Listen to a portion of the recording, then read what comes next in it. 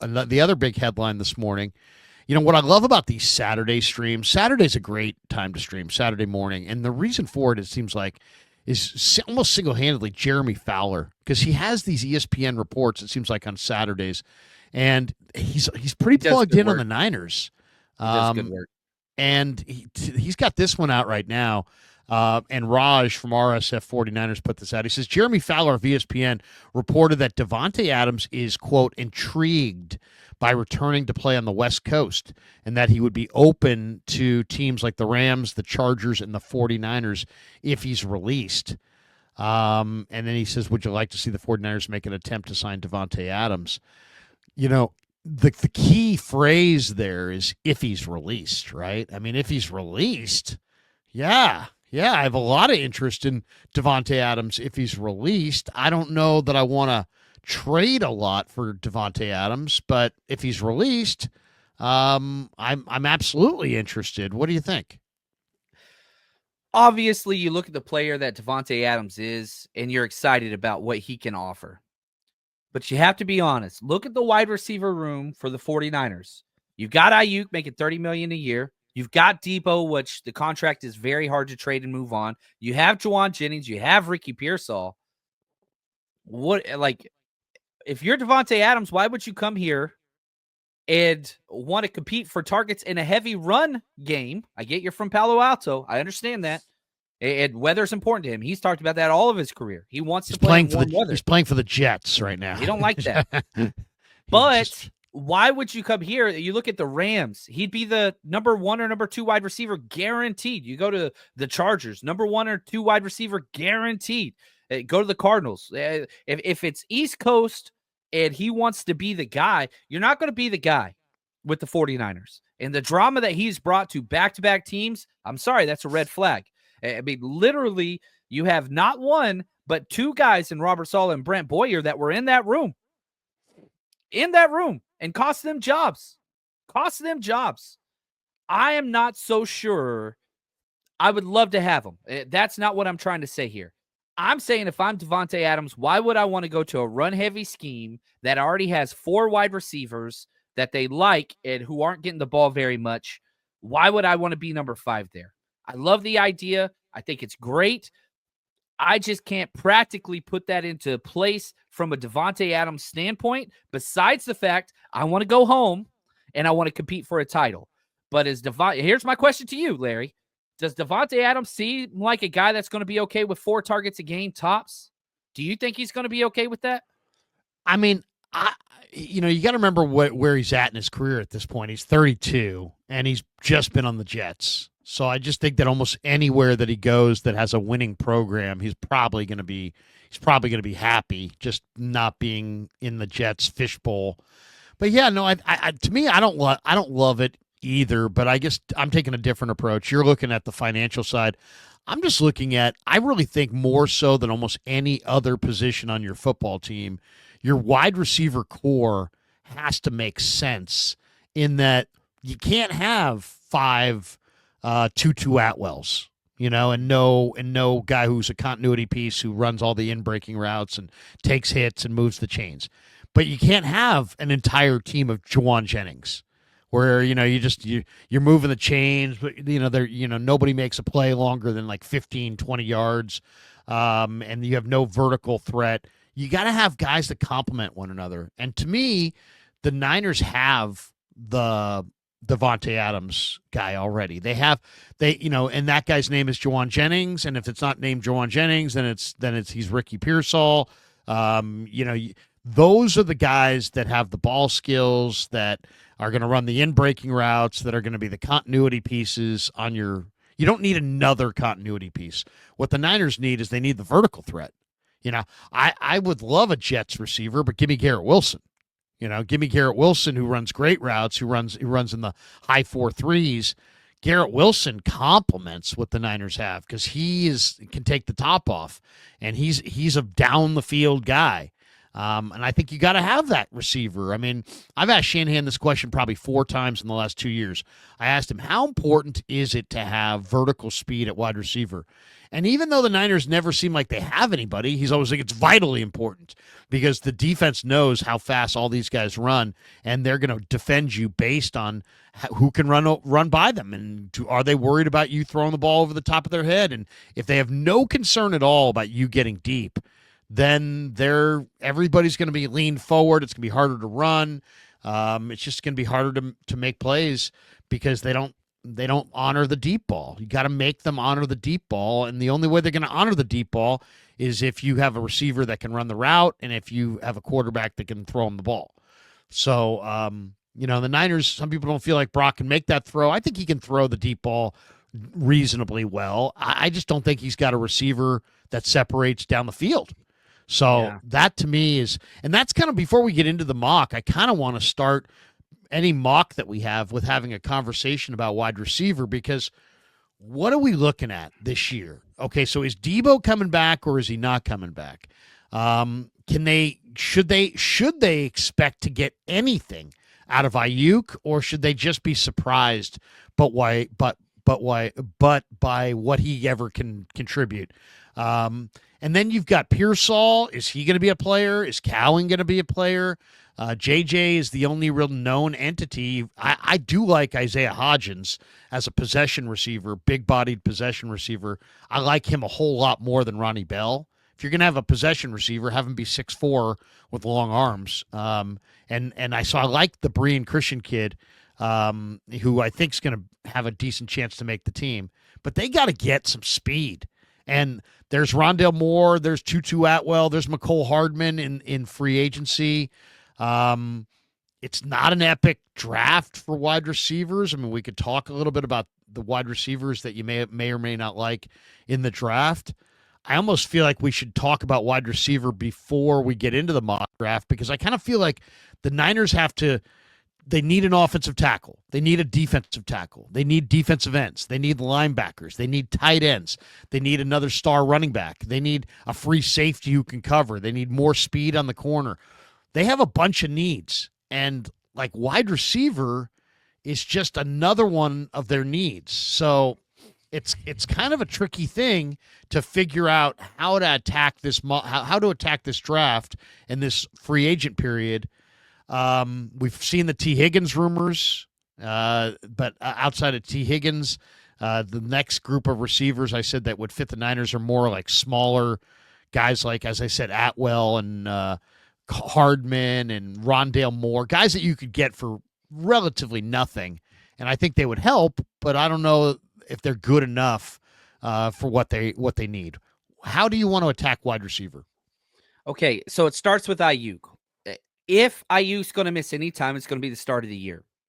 Now, you have the same wide receiver core foundation that you had last year, which was Juwan Jennings playing the X role, Debo doing the Debo role, and then you've got Pearsall in there moving around doing a little bit of everything.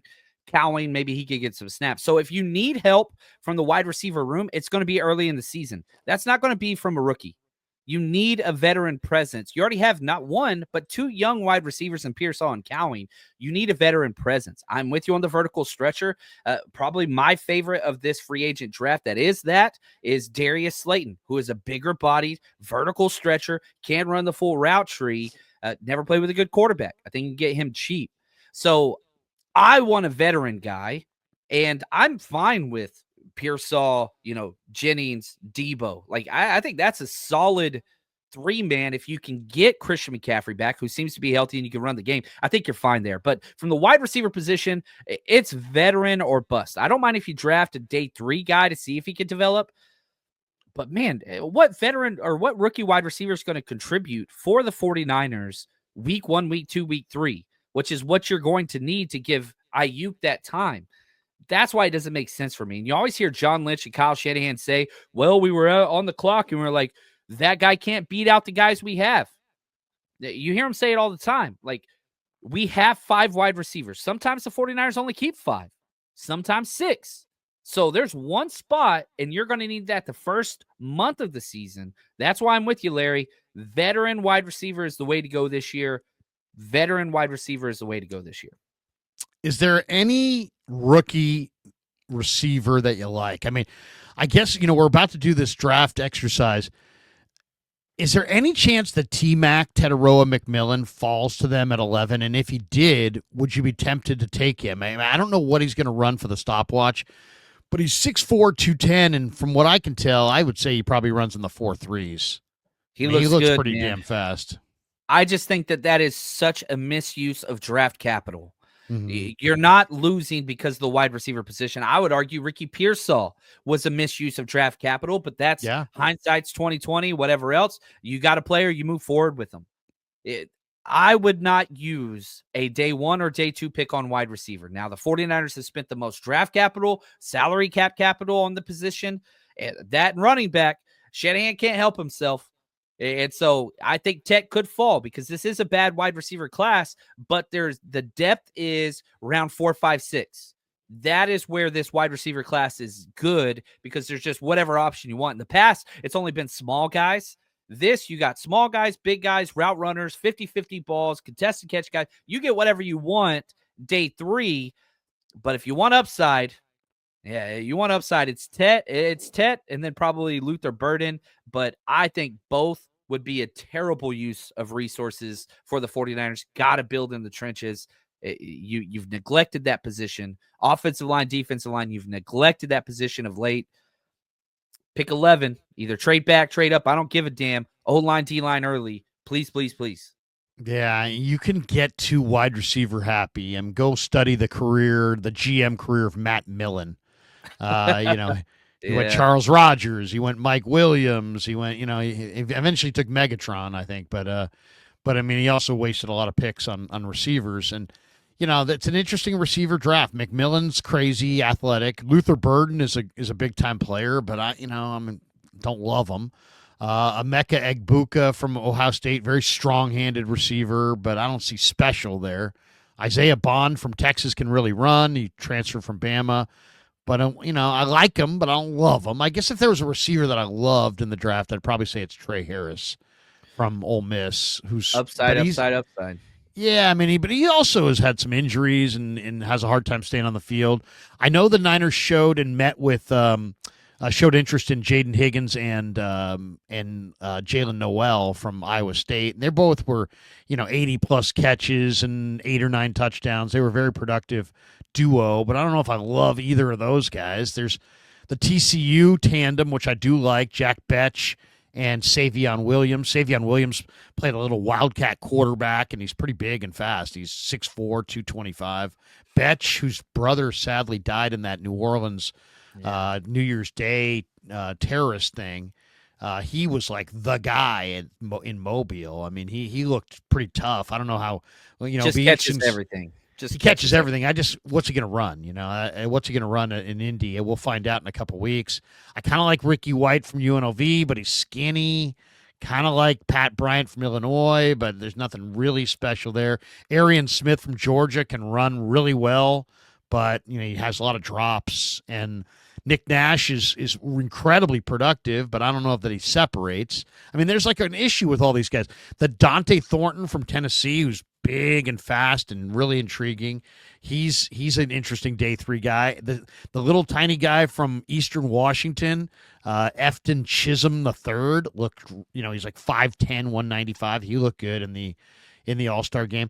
The guy that I want to get your thoughts on before we get to this mock is the slot. There's some interesting slot guys, right? And the slot receiver group this year, Xavier Restrepo from Miami is just an amazing receiver. I mean, the guy catches everything, but he's also 5'9", 200 pounds, limited athletically, but he can catch.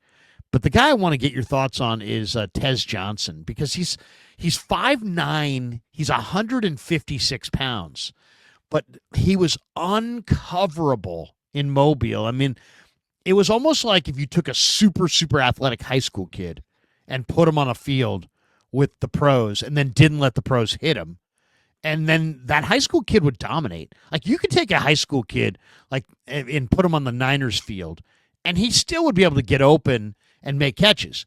He just, as soon as he took one hit, he'd be dead. and nobody hits anybody in these All-Star game practices, and then Tez didn't play in the game.